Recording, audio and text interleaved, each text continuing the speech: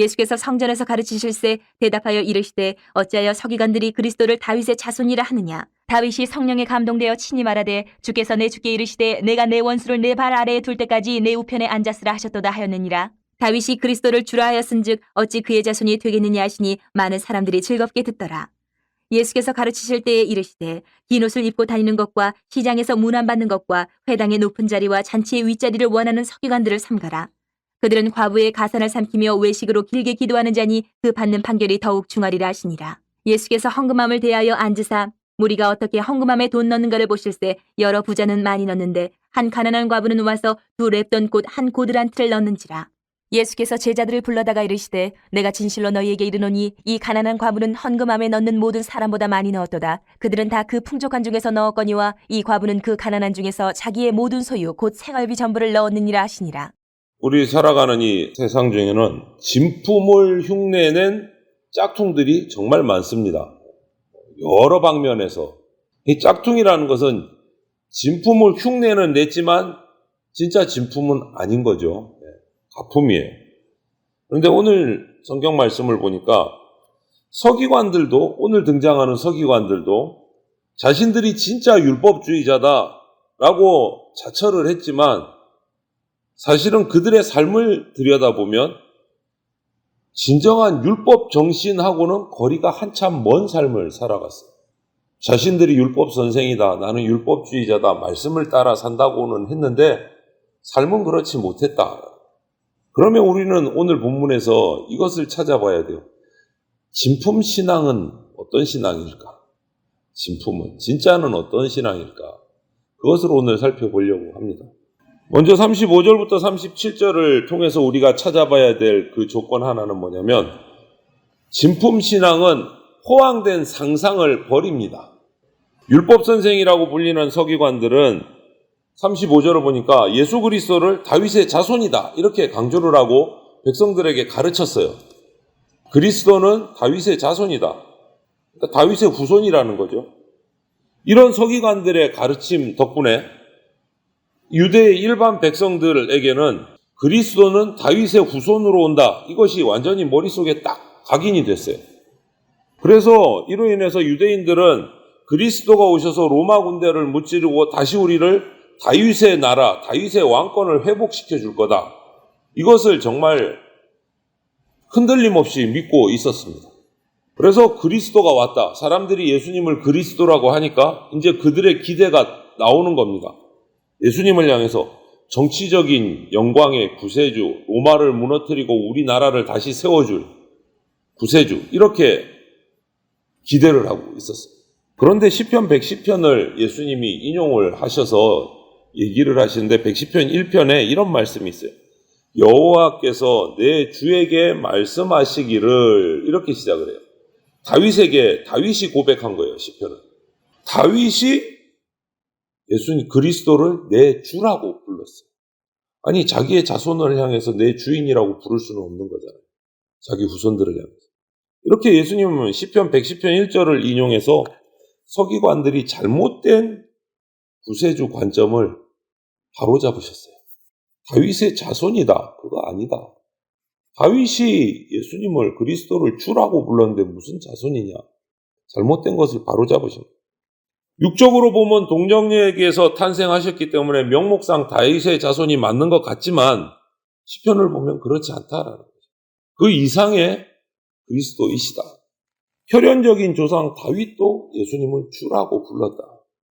예수 그리스도는 죄의 종된 우리 인간을 구원하시는 구세주이시다. 이것을 가르쳐 주십니다.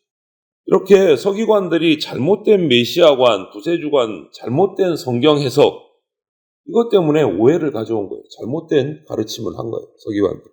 우리도 동일합니다.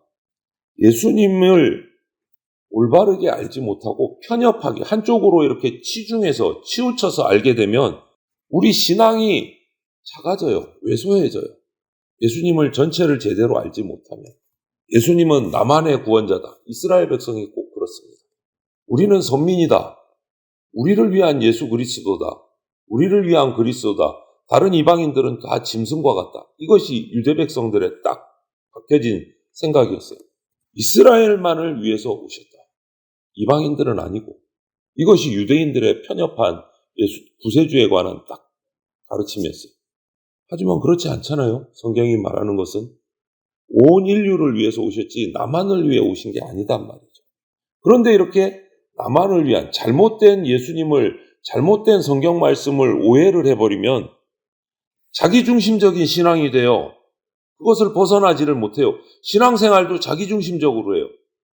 온 세상을 위해서 오신 평화의 왕인 예수님을, 하나님의 그 엄청난 넓고 기쁘신 그 비전을, 계획을 상상하지를 못하는 거예요. 나만을 위한 예수님, 나만을 위한 예수님. 다른 사람은 다 끊어버려요. 이렇게 되면 신앙생활이 왜곡되고 비뚤어지는 거예요.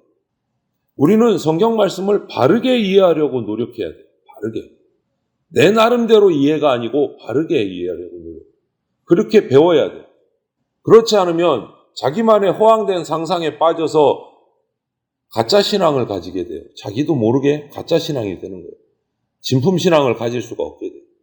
그래서 진짜 신앙, 진품 신앙은 허황된 상상을 버리고 예수 그리스도를 바르게 아는 겁니다. 성경을 바르게 배우고 바르게 알아야 된다. 두 번째는 38절부터 40절을 보면 진품 신앙은 종교적인 위선에서 벗어나야 됩니다. 예수님은 이 메시아관에 관해서 잘못 가르치는 서기관들을 바라보시면서 근본 문제를 책망을 하셨어요. 그 잘못 가르치는 것뿐만 아니고 겉모습에서부터 일반 백성과 구별되어 보이려고 했어요. 38절을 보니까 긴 옷을 입고 이렇게 얘기를 하시면서 자신들은 일반 백성들하고는 질적으로 다른 뭔가 구별된 거룩한 사람들이다.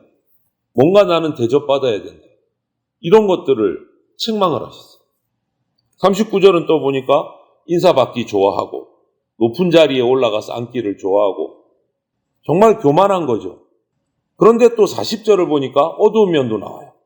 재물에 대한 탐욕이 끝도 없어서 사회적인 자신들의 그 지위를 이용해서 어려운 가운데 있는 과부들의 가산을 자기들이 삼키기도 했어요. 이건 뭡니까? 사기예요, 사기.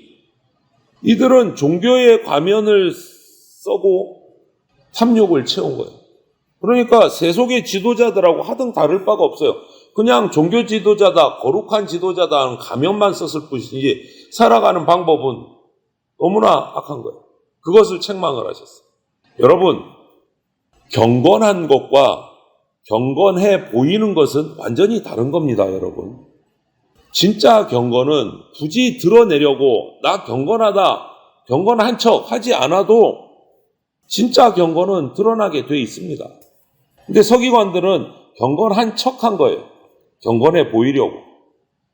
이런 모습을 예수님은 지적을 하고 책망을 하셨어요. 진짜 신앙은, 진품 신앙은 그렇지 않다.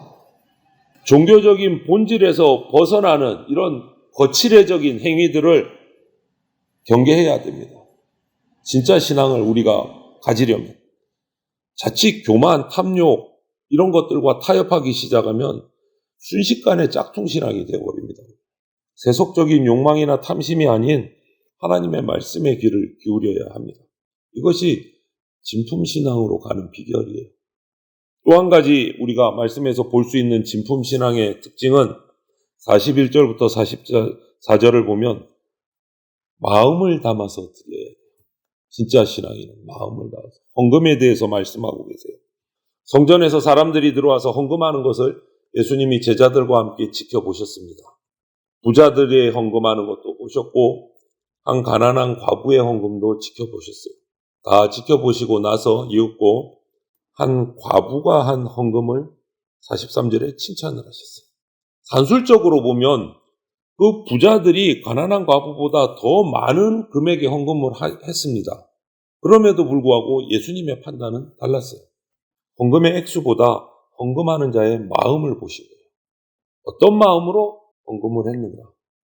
어떤 마음으로 하나님 앞에 드렸는가? 44절에 예수님 표현하시기를 부자는 재산 중에 일부를 넣었지만 가난한 과부는 자기 생활비 모두를 넣었다. 과부가 바친 헌금은 2렙돈이라고 오늘 금액도 적혀져 있어요. 2렙돈은요, 그 당시에 금액 중에 가장 작은 단위예요. 정말 작은 금액이에요. 그런데 예수님은 그 마음을 보시고 그 한 가난한 가부의 두렙돈이 가장 큰 헌금을 했다라고 말씀하셨어요. 헌금의 의미는 액수에 있지 않습니다. 어떤 마음으로 드리느냐에 있습니다. 예수님의 기준으로. 인간적인 관점에서는 별 차이가 없어요. 마음이 안 보이니까. 그러면 이왕 하는 김에 많이 드리는 게 좋지. 그 사람이 최고지. 여러분, 하나님께서 구약에 가인과 아벨의 제사를 어떻게 판단하셨습니까? 그것을 살펴보면 돼요. 가인과 아벨의 제사를. 가인의 제사는 받지 않으셨고 아벨의 제사는 받으셨어요. 그렇게 적혀 있습니까? 아니에요. 잘 봐야 돼요. 가인의 제사는 받지 않으셨어요. 그리고 아벨과 아벨의 제사는 받으셨어요. 이게 무슨 차이일까요? 가인의 마음을 보시고 아벨의 마음을 보신 거예요. 제사 드리는 마음, 하나님께 바치는 마음을 보신 거예요. 제사가 중요한 게 아니에요. 어떤 마음으로 제사 드렸느냐, 그게 중요한 거예요. 오늘도 똑같이 보신 거예요. 예수님도 하나님과 똑같이. 부자들의 헌금을 보신 게 아니고 부자들의 마음을 보신 거예요. 부자들의 마음과 헌금, 한 가난한 가부의 마음과 헌금을 보셨는데 그 마음이 어떠냐에 따라서 칭찬하시고 칭찬하지 않으시고의 차이가 있었던 기준. 극명하게 구별되는 겁니다. 마음을 보면. 하나님이 기쁘시게 받으시는 헌금은 우리 마음이 담겨진 진짜 헌금이에요. 그래서 우리가 여기서 또 이런 말로 여기서 딱 끝나면 오해하시는 성도들이 있어요. 아, 그러면 다음부터는 많이 안 드려도 되고 조금만 드려도 내 마음을 담는다 하고 드리면 되겠네. 이렇게 착각하시는 분들이 있어요. 그 마음부터 하나님이 다 알고 계십니다. 종교심을 이용해서 사람들의 주머니를 노리는 자를 심판하세요. 오늘 40절 말씀처럼 서기관들을 책망하신 것처럼. 하지만 고린도후서 8장 3절 7절을 9장 7절을 가보면 이런 말씀도 있으세요. 각각 그 마음에 정한 대로 할 것이요 인색함으로나 억지로나 하지 말지니 하나님은 즐겨내는 자를 사랑하시느니라 말씀하셨고 8장 3절에 가면 그들이 힘대로 할 뿐 아니라 힘에 지나도록 자원하여 드리는 것을 기뻐하셨습니다. 힘에 지나도록 드리는 자를 귀하게 여기세요. 예수님은, 하나님은. 그래서 이 말도 우리가 가볍게 여겨서는 안 돼요. 헌금을 강요하는 세태를 비판한다는 구실로 요즘에 좀 해방신학을 하는 목회자나 교회들은 헌금 안 해도 된다. 이렇게까지 심지어는 말하는 교회도 있어요. 예, 그런 목회자들도 있어요. 그런 마음으로 할 것 같으면 아예 하지 말라 이거예요. 이게 옳을까요, 여러분? 헌금을 하지 않는 것은 옳지 않습니다. 성경적이지 않습니다. 헌금은 하나님께 우리가 마음과 정성을 다해서 드려야 돼요. 헌금 드리는 일을 외면하는 거, 이거는 성경적이지 않습니다. 조심해야 돼요. 헌금을 드리도록 강요하는 분위기나 반대로 헌금 내는 것은 내 마음이 안 가니까 내 일 아니야. 알아서 드리겠지. 다른 지체들이. 이것도 잘못돼요. 그래서 하나님 앞에 예배하고 헌금 드리는 일은 정말 우리 마음과 정성을 다해서 준비하는 자세가 필요합니다. 내 형편이 닿는 대로 최선을 다해서 주님 앞에 마음을 다해서 준비해야 된다라는 것을 우리가 기억을 해야 돼요. 오늘 본문에서 서기관들은 자신들이 진짜 신앙인인 것처럼 진품인 것처럼 행세는 했지만 실상은 율법 정신에서 거리가 먼 짝퉁 신앙인이었다라는 게 예수님의 말씀으로 드러났어요. 우리도 똑같습니다. 말씀의 본질을, 그 의미를 제대로 이해하지 못하고 배우지 못하면 종교적인 외식, 세속적인 욕망, 자기만의 판단, 여기에 사로잡히면 오늘 본문에 등장하는 예수님께 책망받은 서기관들과 같이 짝퉁신앙이 될 수밖에 없어요. 종교적인 형식, 외식이 아니라 진리의 말씀으로 옷 입는 그런 진품신앙인이 우리가 돼야 됩니다. 마음을 담아서 드리고 종교적인 위선에서 벗어나야 되고 자기 기준으로 판단해놓은 어떤 상상 속에서 벗어나서 말씀의 기준으로 우리의 신앙을 올바르게 세워가는 저와 여러분들이 다 되시기를 주님의 이름으로 축원을 드립니다. 아멘.